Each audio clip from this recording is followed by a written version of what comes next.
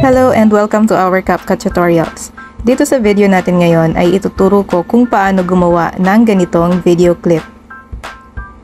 Lalagyan natin ng photo overlay, mask, auto lyrics, text animation, at video effects. Kagaya nito. In my head, I will sing of the goodness of God. Simulan na natin. Open your CapCut app, click New Project, select the photo, click lang natin dito sa bilog na maliit, click Add, then click the ratio. For mobile app, 9:16, then click Check. At pwede natin i-adjust yung photo kung hanggang saan yung length na desired natin. Tapos punta tayo dito sa main menu, then click overlay,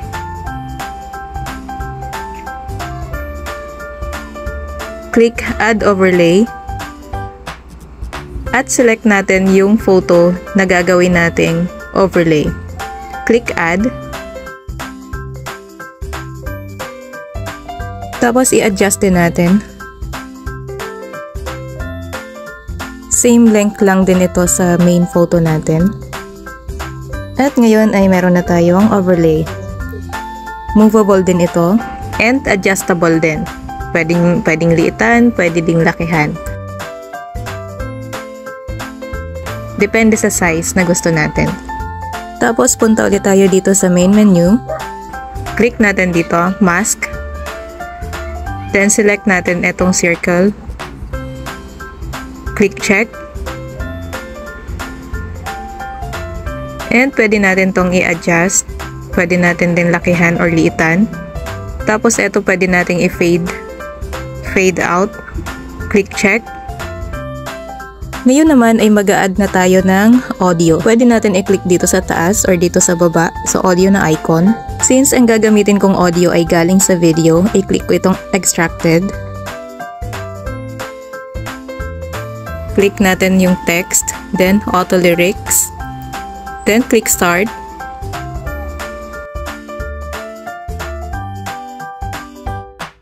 Ayun, creating na siya ng lyrics. At meron na tayong lyrics dito. So, naka-default ito sa white color yung font. Pwede din natin itong i-adjust kung saan natin gustong i-position yung lyrics. At para ma-edit natin yung text or yung lyrics, kailangan natin i-click yung text and then click natin dito, batch edit, then click natin select all, then click natin dito sa baba, click style, and then pili tayo kung anong color ng font yung gagamitin natin. Pwede din tayong pumili ng font. Kunwari, ito yung gagamitin ko. Select natin yan. Then, click natin dito, glow. Tapos, pili tayo ng color ng glow na gusto natin ilagay.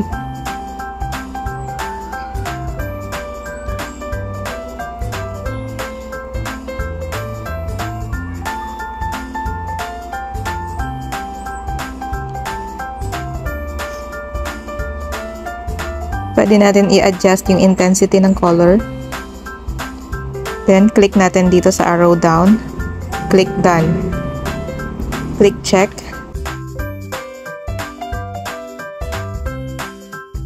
And, eto na. Invisible na yung lyrics natin.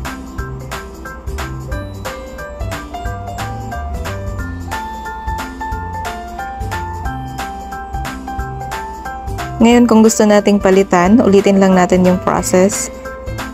Click lang natin yung style or yung font kung alin yung gusto nating baguhin. Kagaya nito.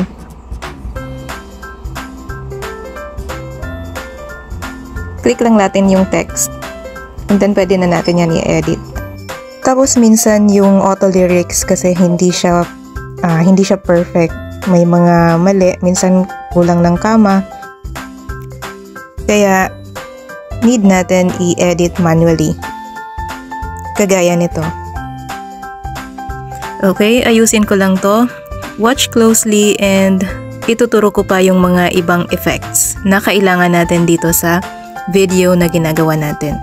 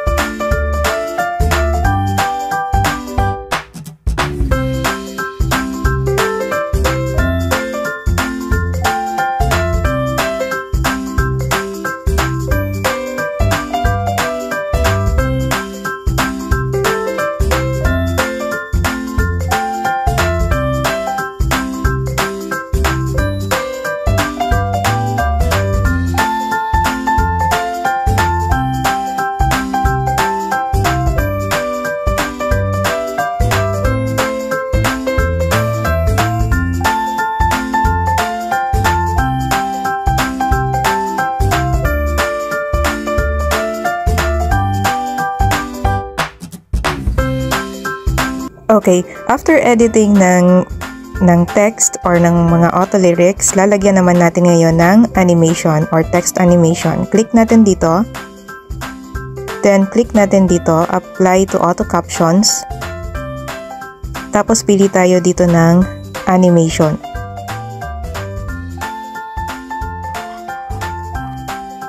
Kapag nakapili na tayo ng gusto nating animation, pwede nating i-adjust yung bilis or bagal nito. Dito lang sa baba. Ayan. Tapos click natin yung check kapag okay na. Tingnan natin. Okay.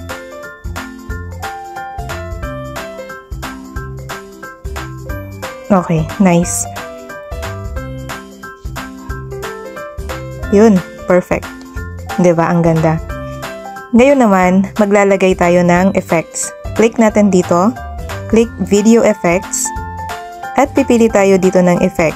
For example, eto. I-adjust natin hanggang dulo.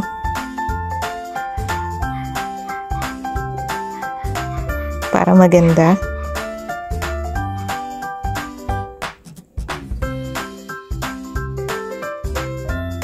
And that's it. Meron na tayong video. So, click natin dito para ma-export at mapunta na sa gallery natin.